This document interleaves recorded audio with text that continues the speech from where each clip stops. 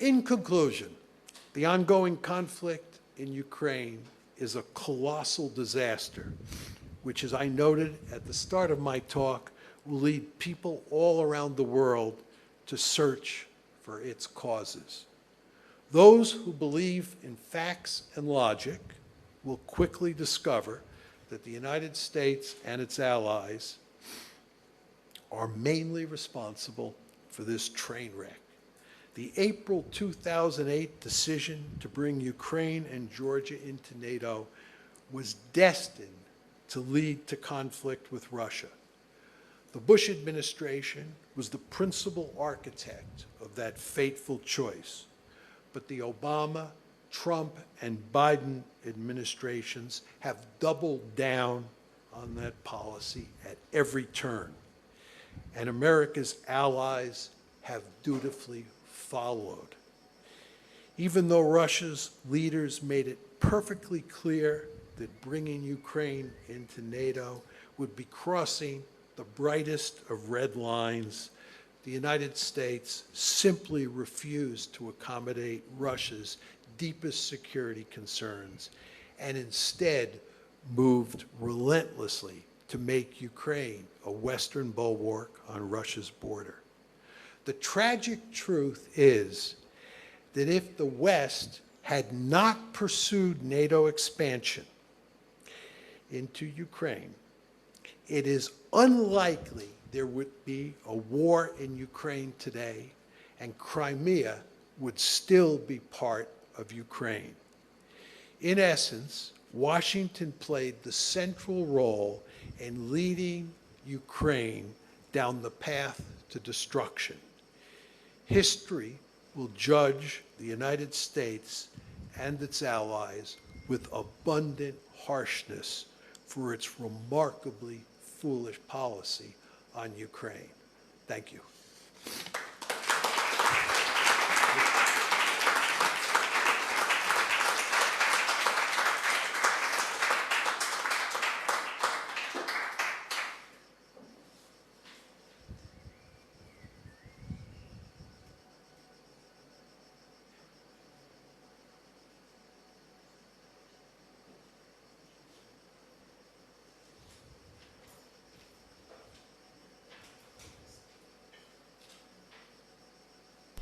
Thank you so much for this rich presentation, John.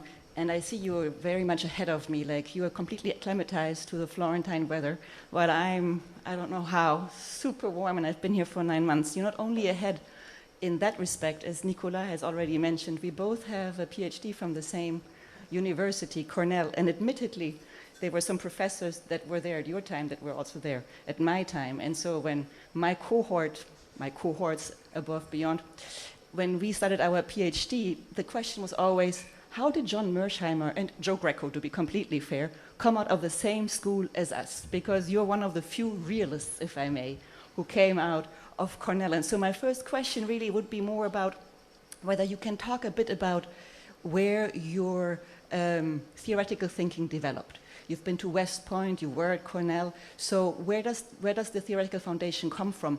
Also in terms of your approach, it is rather about grand theorizing, right? So grand theories is what is driving you. A friend of mine would call this sweeping narratives, but she's a comparativist, so for her IR is a strange business in the first place.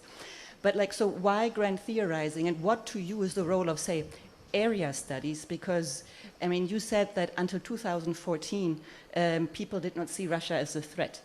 But if we look into scholars who actually were working in the region, on the region, in Central and Eastern Europe, the Baltics, etc., they actually might have told and have told a different story. Same with politicians there, right? I mean, right now, actually, there's lots of complaining about Westsplaining, also of Westsplaining within the European Union, how Western Europe was imposing a narrative of Russia on Eastern Europe, calling Eastern Europeans irrational, emotional, anti-Russian. So for you as a scholar of grand IR theory, what's the role of area studies, and also what's the role of domestic politics? That's where Cornell comes in for me, because my entire training was that the boundaries between comparative politics and IR are not very rigid.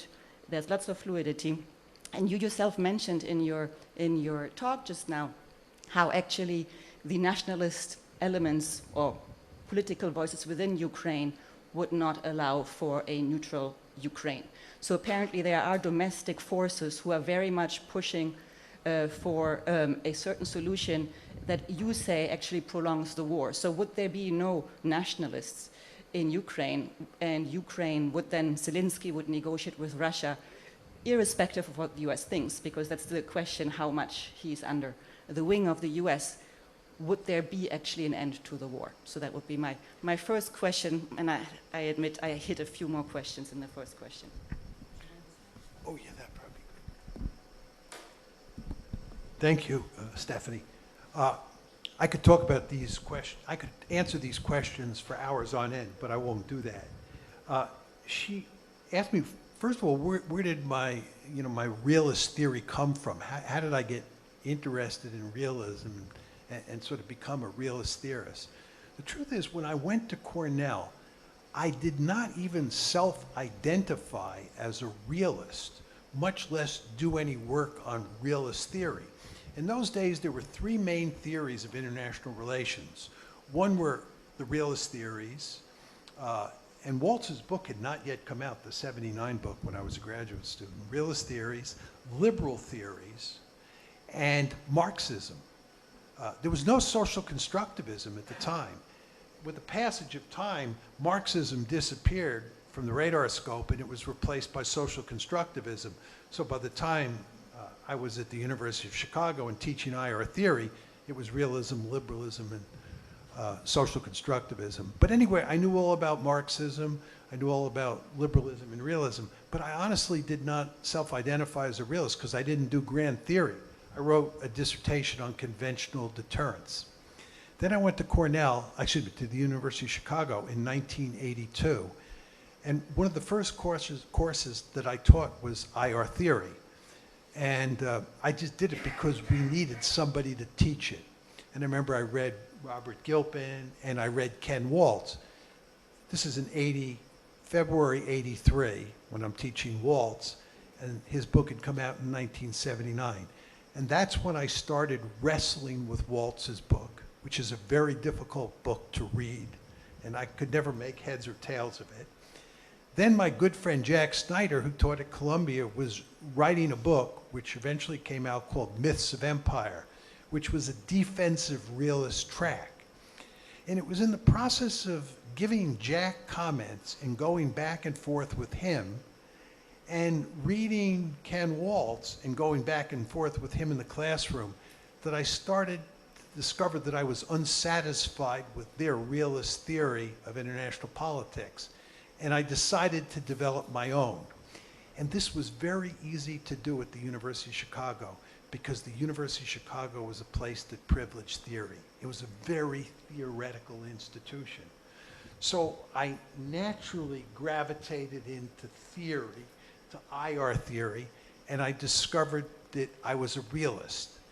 I've often thought about why did I end up as a realist, and I don't know. I could speculate, but I thought that realism provided the best explanation for how the world works, and I therefore gravitated to it.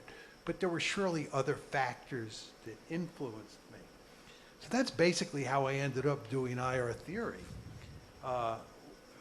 and becoming a realist. Now, you asked me about my love of grand theory. I'm one of these people who has infinite intellectual curiosity, and I love coming up with simple theories about how the world works. I understand full well the danger of coming up with simple theories, and I'll get to this in a second when I talk about area studies and domestic politics. There are limits to what general theories can tell you about the world, but I instinctively love them. I love simplicity.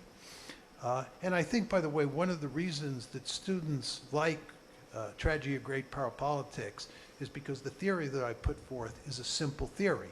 You don't have to like the theory, but at least you can understand it because it's simple. So I'm just a simple old boy, I think, by nature, and that's what I think caused me to gravitate to grand theory. Now, your third and fourth questions had to do with area studies and domestic politics. And this gets at the limits of theory. of grand theory or of realism. Realism, as most of you folks know, is a theory that leaves domestic politics on the cutting room floor. The theory says that domestic politics do not matter. Now, we all know that domestic politics do matter. And the argument that realists like me make is that they don't matter that much. So you can come up with a simple theory that leaves them out, and that theory will still have lots of explanatory power. My intuition, and it's just my intuition, is that a really good theory, like realism, can explain 75% of what happens. That means it's wrong 25% of the time. And my argument is that it's wrong 25% of the time because those factors that it leaves on the cutting room floor sometimes jump up and bite you in the hiney. They matter. Domestic politics sometimes really matters, and your simple systemic theory can't explain that particular case. So there are real limits to even the best theory. Just to come at this from another perspective, theories are simplifications of an incredibly complicated reality. There's no way we can make sense of the world because it's so complicated without simple theories. We need simple theories.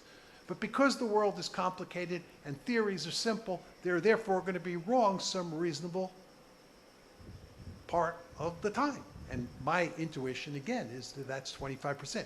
That's when domestic politics comes in. So I'm not saying domestic politics don't matter. I just don't think in IR they matter that much most of the time. Now, area studies, very interesting.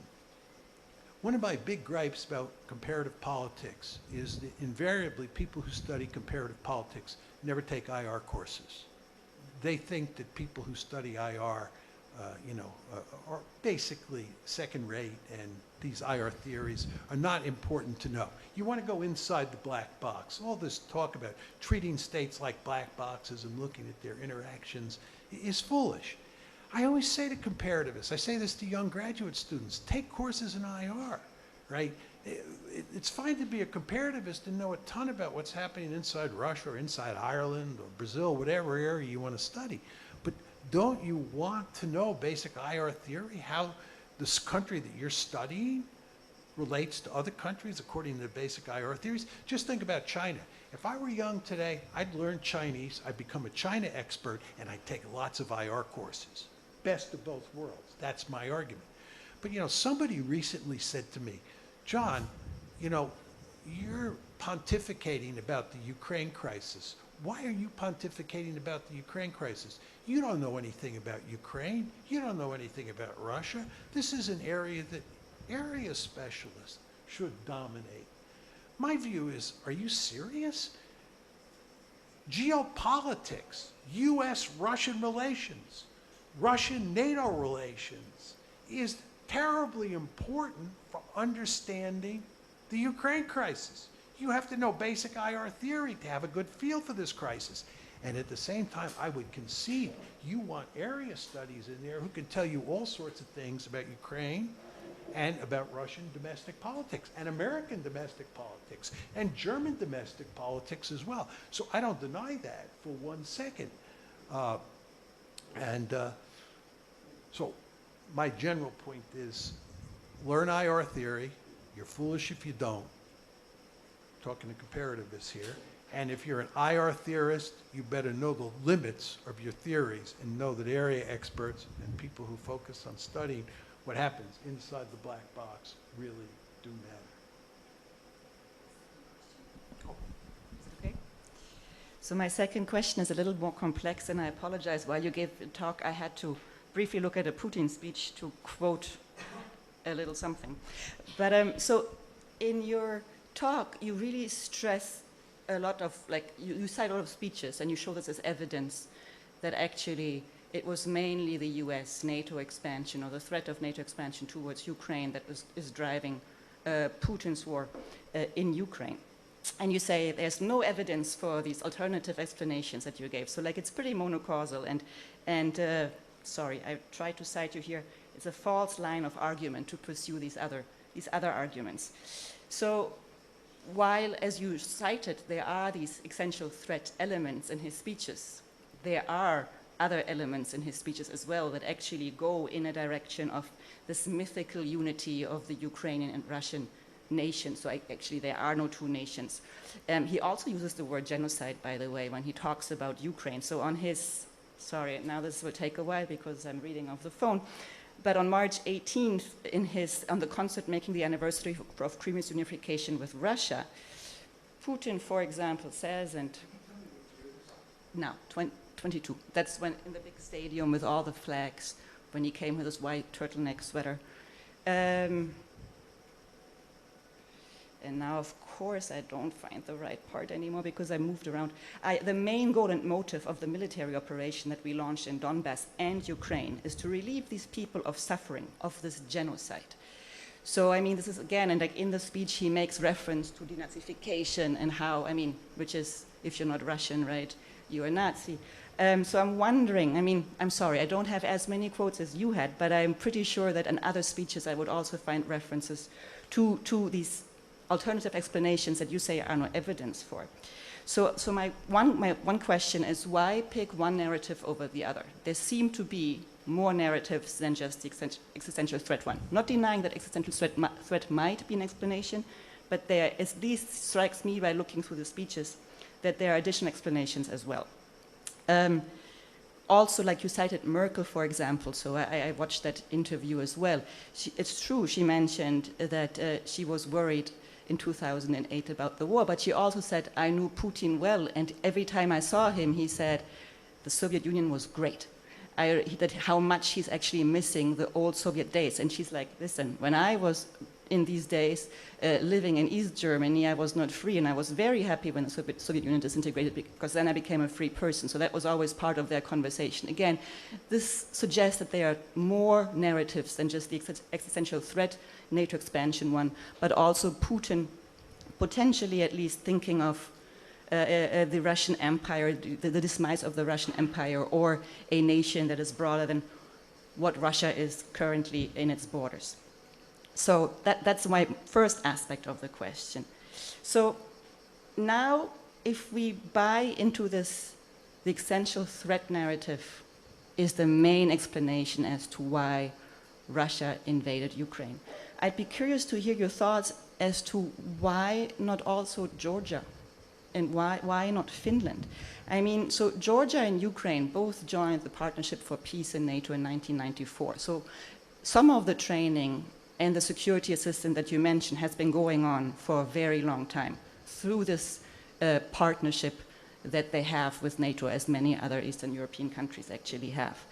And so, as you say, like Georgia was part of the discussion in 2008. And so it was Ukraine and Georgia that were supposed to join NATO, and then France and Germany said, not right now. And so the Bucharest Declaration was this very ambiguous document that kind of alluded to the possibility. It had a Rose Revolution. The revolution happened as well.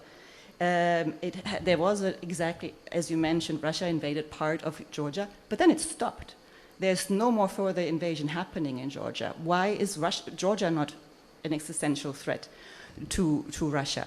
And Finland, I mean, people argue that actually Finland's now it has applied to become a NATO member, right? But it's not NATO member yet. That is an unintended consequence of this war. But right now it is not member of NATO yet, and it shares a very long border with Russia. So why don't we see this very aggressive rhetoric and military action also on the Finnish border, given that this potentially could also be understood as an existential threat? So if you don't mind unpacking a little bit, first of all, why picking one narrative over the other, and then also spell out a little bit more as to why actually other countries where this kind of existential threat narrative could fit to don't seem to uphold. Sorry, I'm just checking my notes because while you were speaking, I was writing so many things down that I'm not sure, but I think, no, I got the main gist. Thank you. You can come back at me again.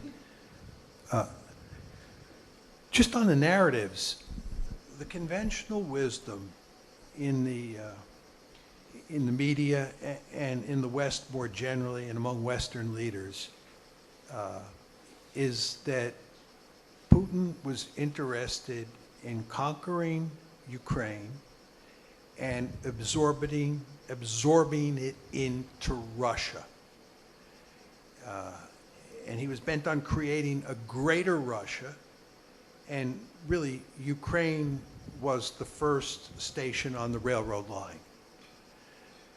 And what I say you have to do is you have to find evidence that he thought that was desirable, that goal was desirable. Number two, he thought that goal was feasible.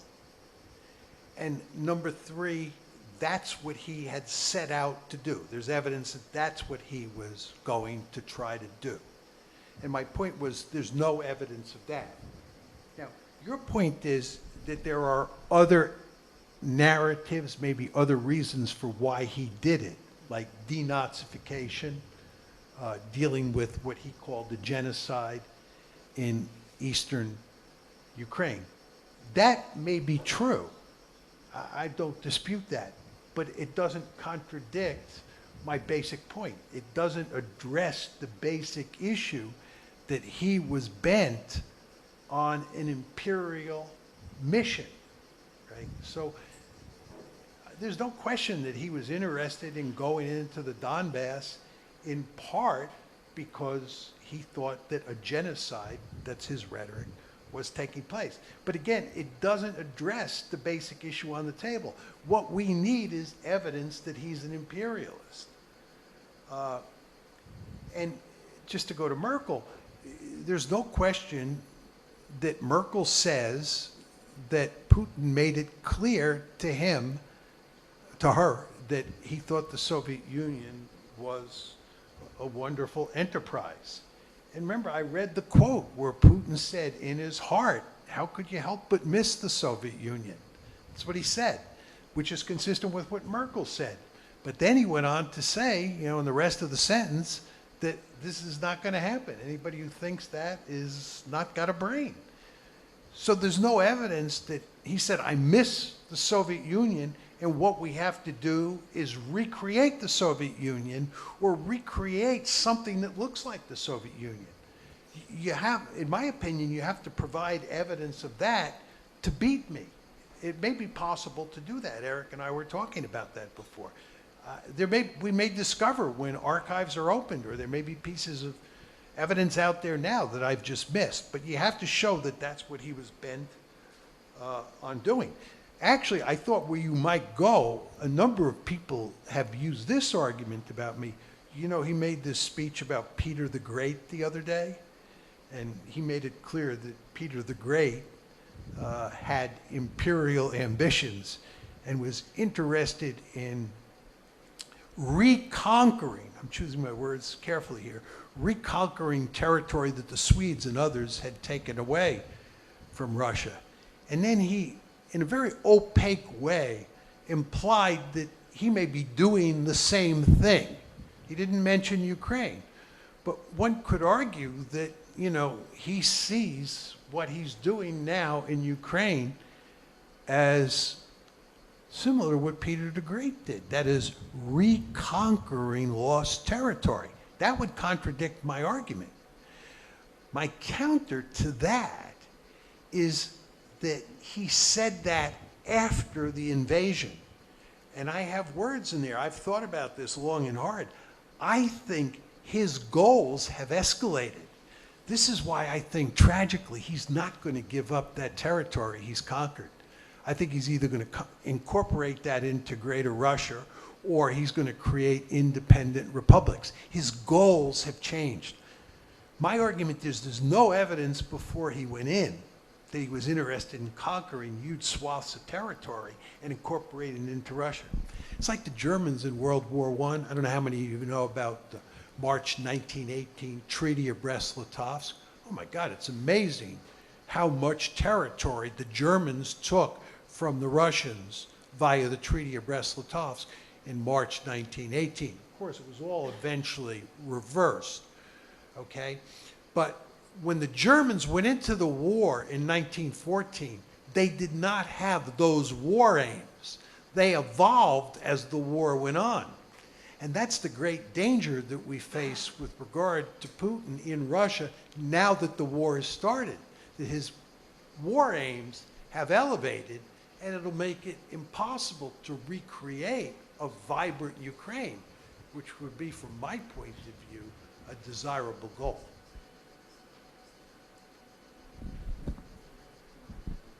I realized that I thought I only going to ask 2 questions and then open to the audience, and time is running out. But I'm looking at Eric, and I thought I tried to communicate whether we can have a little bit more time. Of course, it also depends on you and on you. I'll stay early. So, so why don't we open up for questions?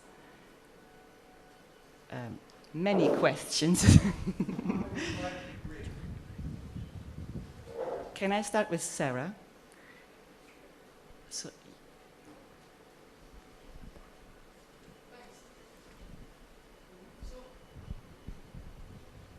wait, maybe I have to turn mine off.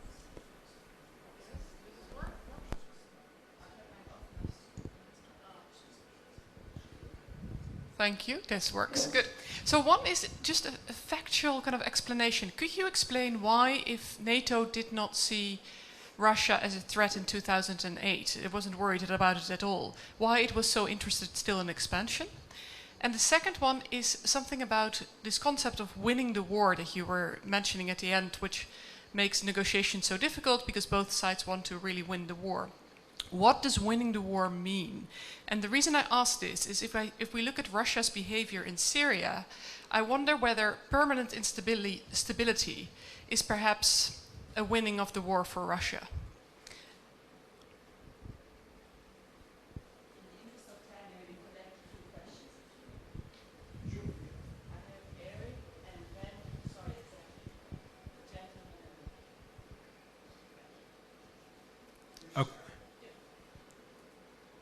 So, John, I want to thank you for this. I'm so glad you laid out this argument. And now I want to ask you, building on what Stephanie said, could we challenge your argument with something other than Russia's imperial domain, right? So what if we could identify another existential threat to Vladimir Putin, like democracy?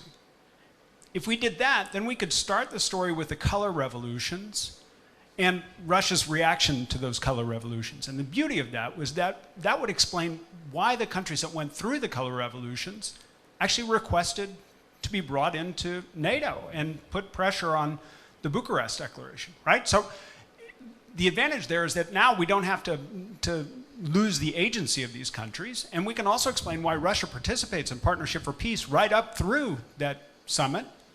Russia's not afraid of NATO, but once NATO is being used to protect these democracies, Russia's afraid of democracy, so Russia has to be afraid of NATO. And in fact, that would help us because a lot of the timing doesn't always work. Like 2014 was triggered by the Maidan, which was triggered not by a NATO enlargement activity, but by a relationship between Ukraine and the European Union, right?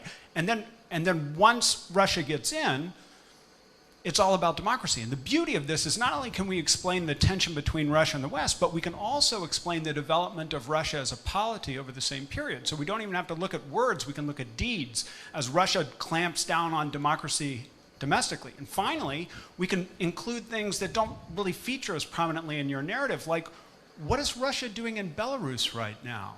And why is Russia so concerned about absorbing Belarus into a security relationship? And I think it all goes back to this same existential threat, an existential threat that endogenizes the whole NATO story you tell, and instead makes this a story about a conflict between a regime that doesn't believe in democracy and fears democracy, and those elements that want to promote democracy outside.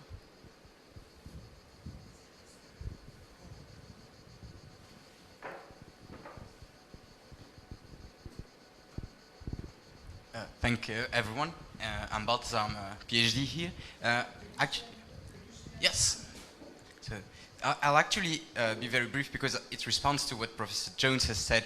If we use this logic of what happens outside of Russia and how Russia responds to it, how does imperialism not actually advances your explanation of the causes of the war, Russian imperialism, meaning that Russia needs to direct how Ukrainian and Belarus internal forces act, and in which direction those democratic or not forces can push their own countries, and therefore Russia's imperialism is the response of Russia to foreign countries' politics.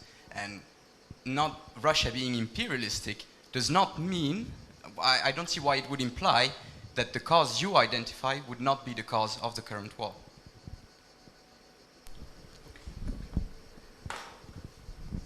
Okay, thank you. I'll try to be as succinct as possible, just because there are lots of questions. Your question, Sarah, why expansion before the crisis in 2014? John says it's not about balance of power politics. We're not containing Russia. It was basically liberal hegemony. And the idea was liberal hegemony, that was American foreign policy when the Cold War ended, describes our engagement policy towards China. It explains the Bush doctrine in the Middle East. Had three strands to it. One is to spread democracy. Number two is to incorporate countries all around the planet into international institutions. And three, to integrate them into the world economy, the capitalist world economy, okay? And what we were doing was we were moving NATO and the EU, two institutions eastward, and incorporating more and more states into those institutions so they would be rules-abiding citizens. Two, by moving the EU eastward, we're getting everybody hooked on capitalism, integrating them into the international economic order. And number three, and this was what Eric was getting at, with the color revolutions, right? Rose Revolution, Georgia, Orange Revolution, Ukraine, we're spreading democracy, right? So the name of the game was to turn Eastern Europe into a giant zone of peace, much the way Western Europe in our story had been turned into a giant zone of peace, and Europe would be one big seamless web of peace, love, and dope. So that's what was going on. There's no talk of containment. I found it very hard to believe that one would not have been thinking about containing Russia before 2014. But all the administrations are filled with liberal do-gooders like Bill Clinton and George W. Bush and so forth and so on. And the end result is you get liberal hegemony.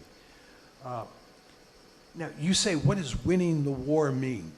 This is a great question, and one I don't have that much time to go into.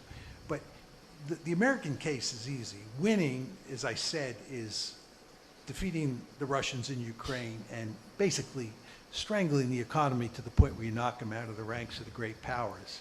The Russian case is a trickier case. You know, a lot of people say what we have to do is we have to allow Putin to save face. And I say, you don't want to think about it in those terms. You want to think about it in Clausewitzian terms.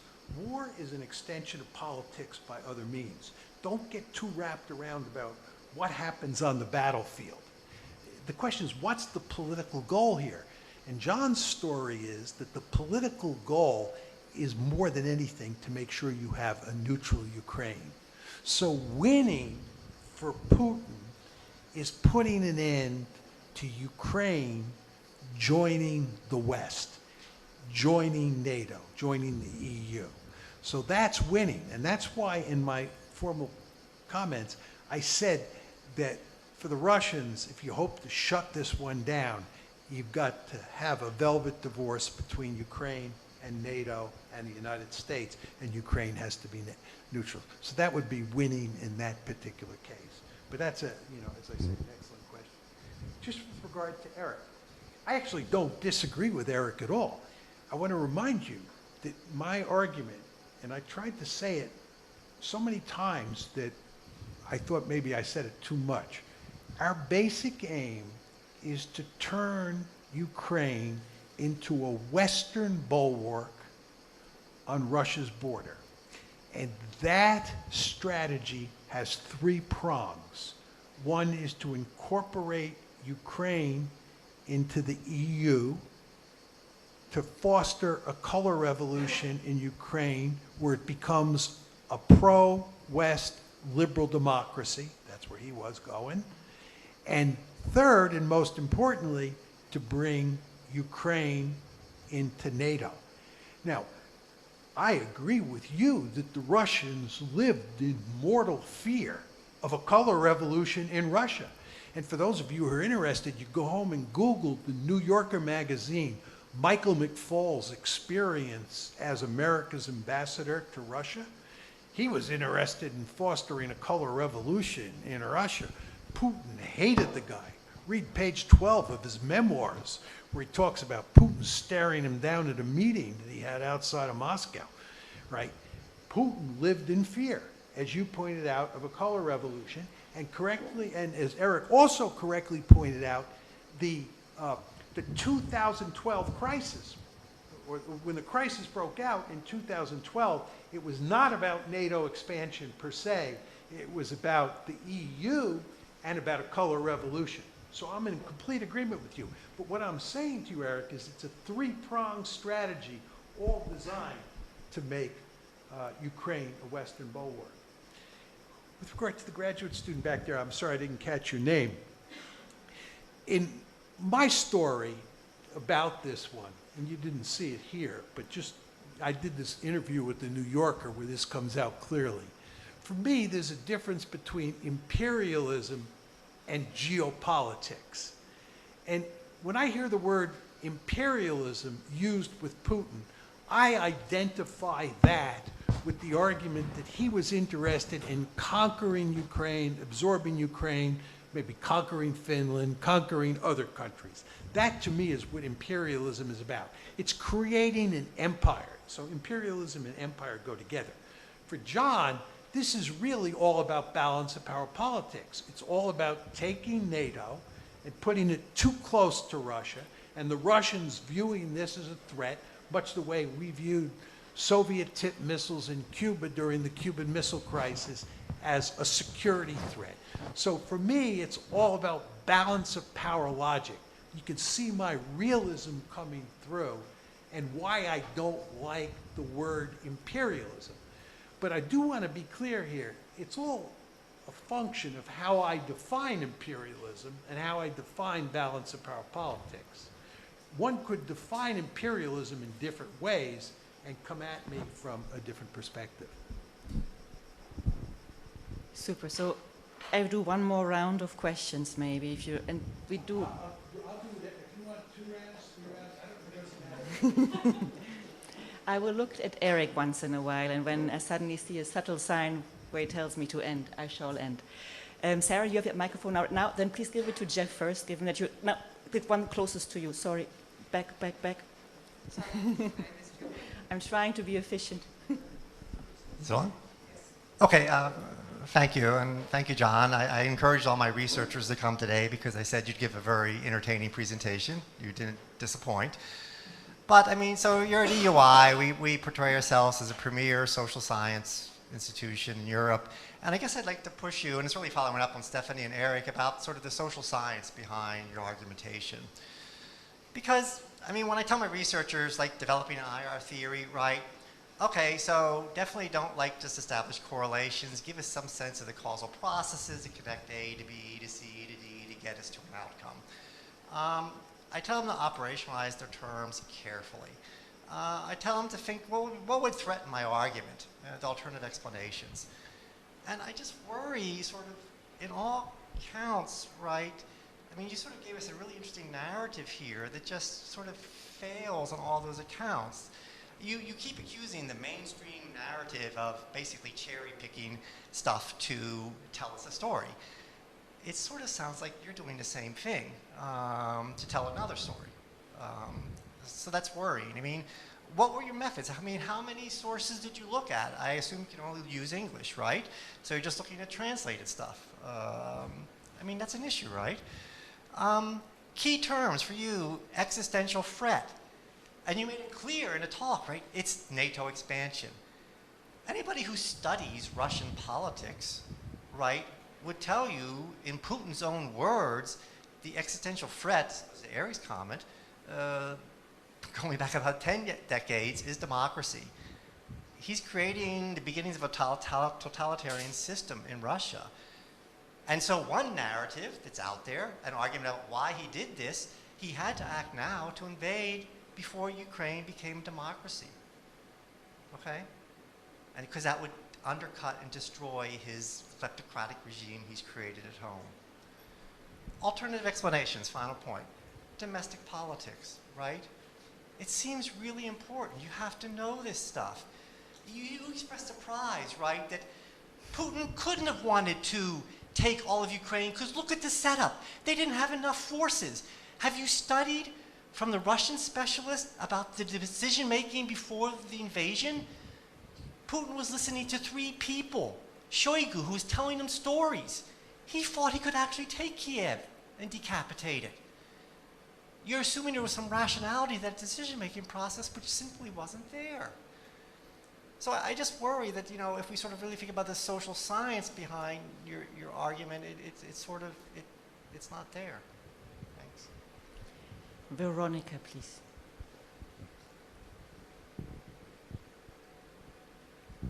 And then Veronica, if you don't mind, give it to your neighbor. I think your hand was up too, no? Yes? So, Veronica Angel, postdoc, fellow here at the UI. I wonder if there's any room for nuance on your position on Western commitment to Ukraine. Nuance, yes.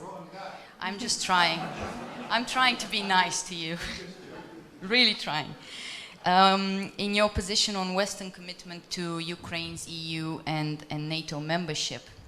Because the opposition to NATO enlargement coming from multiple Western NATO states that you alluded to, as well as lukewarm Eastern European support from member states, which you did not mention, but which also characterizes the foreign policy of these countries since they did join EU and NATO, rather confirms the idea that the need for a buffer zone between the West and Russia also permeated NATO's strategic culture, not just the Russian one.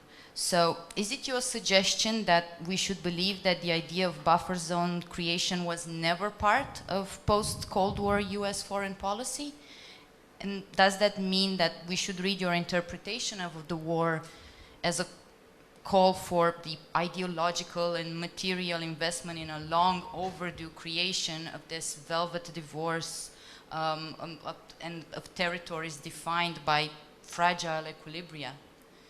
And back to Jeffrey's point as well, you use the word evidence a lot, which elicits attention to knowledge-making tools.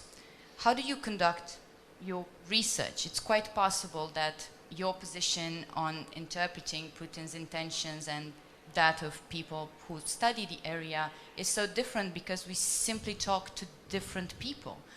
Who are your interlocutors on the ground, your resources, the archival material you consort, and so on? Thank you.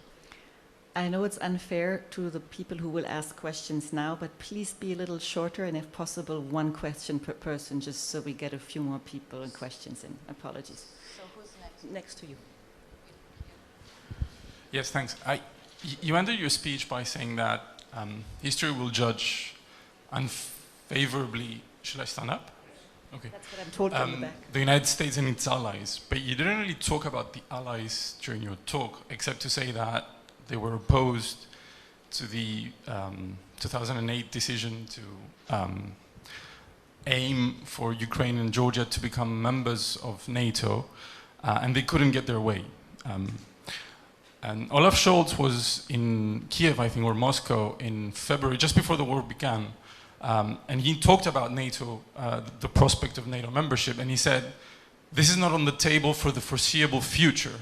But he didn't say Germany and France are vetoing the prospect of Ukraine joining NATO. So my question is, why, if Germany and France were opposed to the very principle of NATO expansion to Ukraine and Georgia, why did they fail to stop the prospect of NATO expansion from getting onto the agenda and remaining there? And a second question very quickly, what should change, what would need to change in the future for that to be possible for the French and the Germans? Do you mind if I take 1 more question, or do you prefer? I don't want to deny that person, whoever he or she is, an opportunity to ask a question. Can you? Do another round. We do another round, but so we try to, so that, I'm just worried that Eric will give me the sign very fast, so I'm squeezing one more question in. Can you give the person behind you? Thank you very much. I'm Makoto and a postdoc here. My question is about cheap talk. So you mentioned you relied on Putin's statement, and I understand that Putin usually don't lie to foreign colleagues, but if the war aim, the real war aim or partial war aim is unpalatable, isn't it a good reason for them to lie or generic leader to lie? For example, when Japan invaded Southeast Asia, Japan wanted the oil in Indonesia. They never publicly said that. So you mentioned that we need, or counter-argument needs, a definite proof that Putin had intent to, have an imperialistic expansion. But if imperialistic expansion itself is unpalatable, then isn't it kind of unrealistic to expect him to say, hey, Angela, actually I have an imperialist ambition and I have an intention to follow through. And also, relatedly, what I think, it could be a case that if the perception of Russia about NATO is very important, then isn't it the case that, the most paranoid people, most paranoid to the provocation is... Oh, sorry, then I'll stop it. Thank you.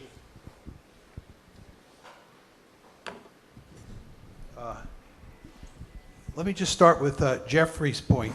Look, social science has real limits, and you do your best with the evidence, and you always live with the possibility that you're wrong. It may be the case that all the available public evidence points in one direction, but when they open the archives in 20 years, you'll discover that you were wrong.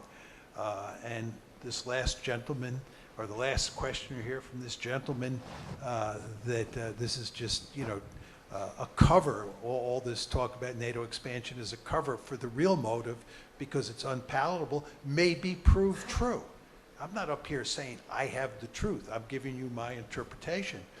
And with regard to the evidence, before I go before an audience, and I go before lots of people when I talk, I want to make sure that I've got my arguments down and that the evidence does support me, because I don't want to make a fool of myself. I don't want to end up with egg all over my face.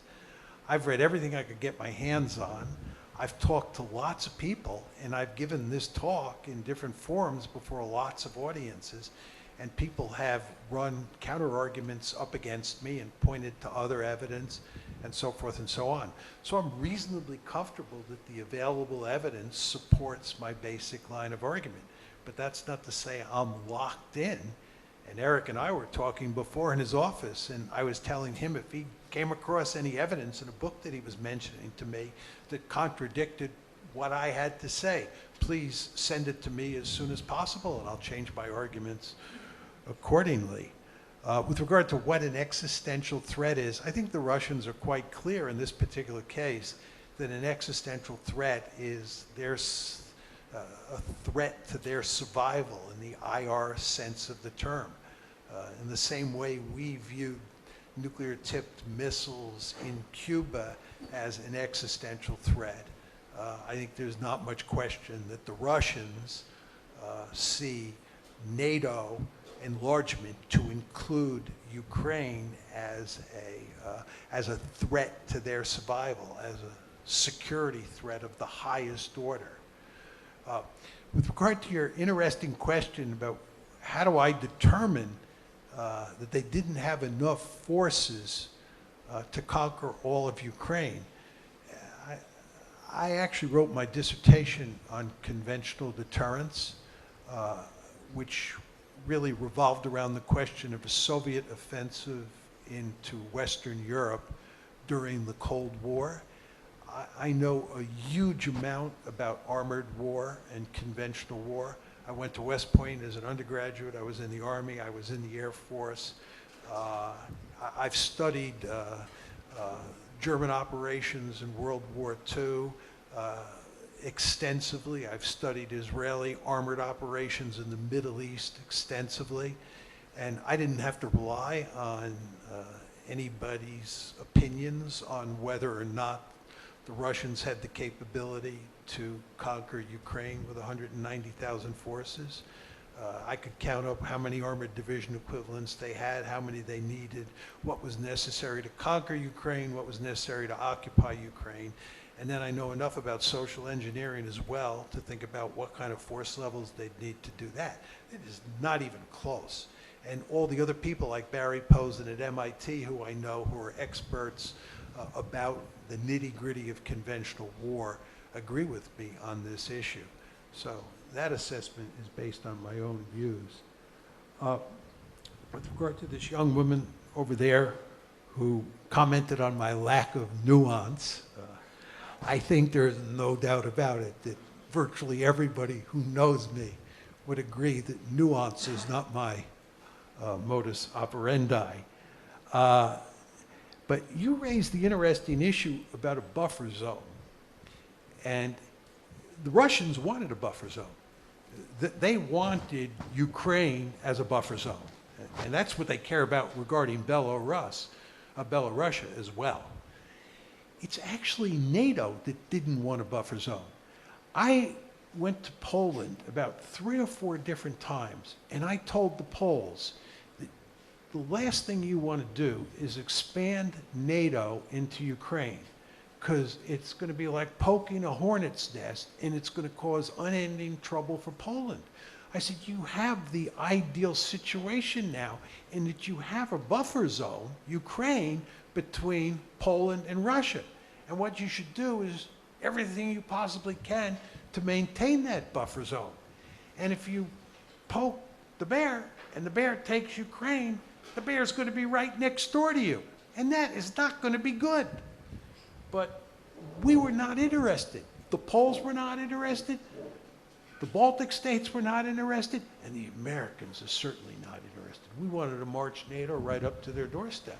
So my argument would be they should have been interested in the buffer zone, sort of getting in line with your points, but we weren't. History and allies. This is the question, this is the third question. Why didn't the Europeans get their way? The Europeans didn't get the way because the Europeans danced to our tune. We run NATO. This is a matter of power. We have all these fictions that we tell people about joint decision-making. The United States runs NATO, and the Europeans do what we tell them. You can talk to the Russians about this. You want to know why Putin and Lavrov send a letter to Washington on December 17th and say, that's the response we care about? They don't care about the response from Jens Stoltenberg. How many divisions does Jens Stoltenberg have, right? It's the United States of America that really matters. Pardon? No, it's not, but he was talking about Merkel and Sarkozy. And Bush got what he wanted. My question is, why didn't Merkel stand up to him? Merkel understood. Sarkozy understood. It was the Americans who were pursuing a remarkably foolish policy. If you just think about what Merkel said, Germany is going to suffer enormously from this catastrophe in Ukraine. It is going to have really negative effects. And I say to myself, apropos your comments, why didn't she throw down the gauntlet and say, under no circumstances are we allowing Ukraine to come into NATO? That's exactly what she should have done. But the Germans hardly ever do that. They always dance to our tunes. One, history, and I don't think I have to explain that to you. And number two, they have a deal here. And the deal is the United States stays in Europe, acts as a pacifier, provides security for them, and they basically go along with what we want them to do. That's the deal, right? They don't want us to leave, so they don't want to anger us. They don't want to tell us to jump in the lake. And in the end, they cave in most of the time. They didn't cave in on Iraq, but most of the time, they cave in. And on this one, they caved in big time. And I believe the consequences are catastrophic. Your point about cheap talk. Look, your point is basically that this is an imperial enterprise, and they're covering it up with rhetoric about NATO expansion. And I can't prove that you're wrong other than saying, I see no evidence that you're right. If when they open the archives, you're right and I'm wrong, God bless you, you're right. I was wrong, I'll admit it. But based on everything that's out there in the public record, and sort of what fits in my story from a logical point of view, I think you're wrong. That, you know, they're not buffaloing us. They're not, they're not lying to us. But I can't be 100% certain on that. I'll be very unconventional. I let one more question in, but as a gift to you for dinner. So if you do, like, this will be could be a conversation topic, because who happens to be here in the room is one of the architects of European security policy, Robert Cooper. And so if you don't mind, we'll finish with Robert, who gives us a question that maybe will serve for dinner conversation. The pressure is on before we finish. I mean, European security policy is rather a grand term for what I worked for the European Union for some time, and I wouldn't describe what it has as actually being a security policy in realist terms. But I wrote a paper. But I was going to say to you, and this is partly based on my European experience, maybe when you write all this down, you could include a footnote about the incompetence of multilateral organizations. Multilateral what? Organizations. Because actually I found the NATO declaration that issued from Bucharest really extraordinary. I could understand them inviting Ukraine to join or to start the membership action procedure. That meant something.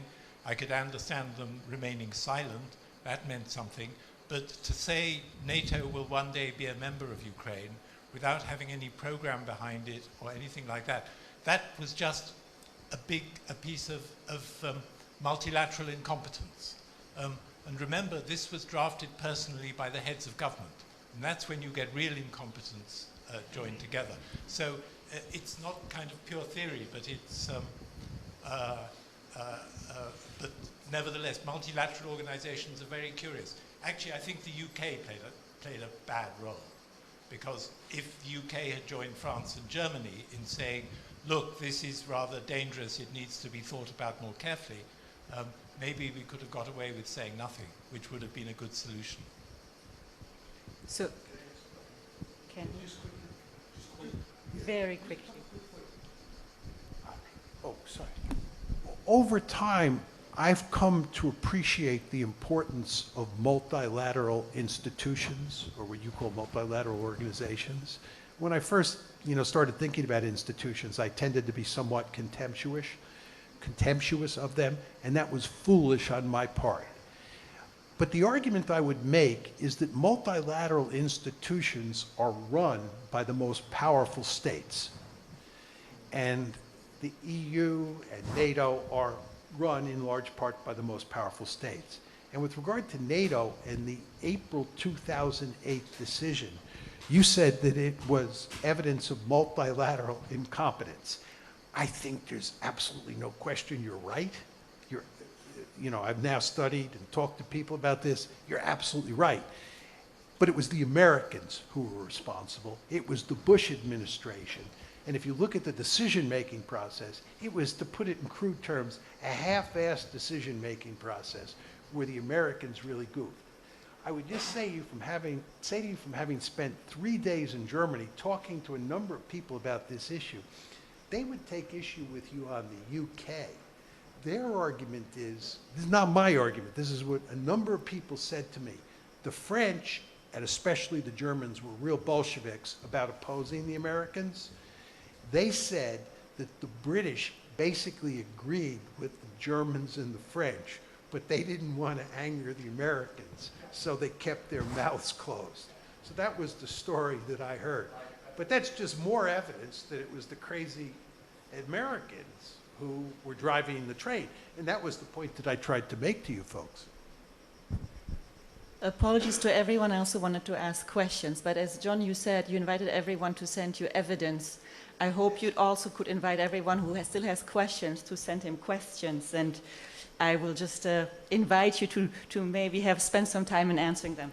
In the meantime, please thank me for all the time and patience of answering the questions that have been asked and for your presentation.